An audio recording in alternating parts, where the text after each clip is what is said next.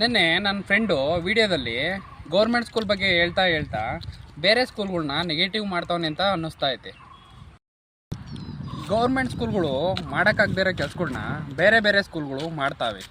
Teachers ಎಷ್ಟೇ ಓದಿರೋರಿರ್ಬೋದು, ಎಷ್ಟೇ ಸಂಬಳ ತಗೊತಾ ಇರ್ಬೋದು, ಆದರೆ 100% ಟೀಚರಲ್ಲಿ 2% ಟೀಚರ್ಸ್ ಮಾತ್ರ ಗೌರ್ಮೆಂಟ್ ಸ್ಕೂಲಿಗೆ ಸೇರಿಸ್ತಾವ್ರೆ.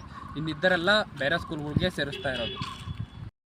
ಇದರಲ್ಲಿ ಒಂದು ಅರ್ಥ ಆಗೋದೇನು ಅಂತಂದರೆ, ಟೀಚರ್ಸ್ಗಳಿಗೆ ಏನೋ ಕೊರತೆ ಇರಬೇಕು, ಇಲ್ಲ ಅಂದರೆ ಅವ್ರ ಪಾಠ ಮಾಡೋದ್ರ ಮೇಲೆ ಅವ್ರಿಗೆ ನಂಬಿಕೆ ಇರ್ದಲೇ ಇರ್ಬೋದು. ಅಷ್ಟೇ ಅಲ್ಲ, ಅಲ್ಲೇ ಕೆಲಸ ಮಾಡೋ ಇವರು ಅಡುಗೆ ಭಟ್ರುಗಳು ಇರ್ತಾರಲ್ಲ, ಅವ್ರಿಗೂ ಸಹ ಅದೇ ಸ್ಕೂಲಲ್ಲಿ ಸೇರಿಸ್ಬೇಕು ಅನ್ನೋ ನಂಬಿಕೆ ಇಲ್ಲ, ಅವರು ಸಹ ಬೇರೆ ಸ್ಕೂಲ್ಗಳಿಗೆ ಸೇರಿಸೋದು.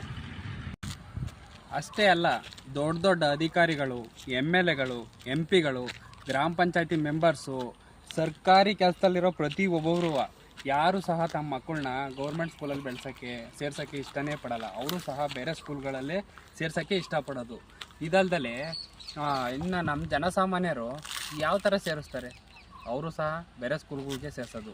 ಇದು ನಮ್ಮ ಸ್ವಾಭಿಮಾನನೇ, ಇದು ನಮ್ಮ ಇಂಡಿಯನ್ಸೇ. ಇಂಥ ಜನ ಎಲ್ಲಿ ಸಿಗ್ತಾರೆ ನಿಮ್ಗೆ? ಹೊಡಿರಿ ಚಪ್ಪಾಳೆ, ಹೊಡಿರಿ. ಇದು ನಮ್ಮ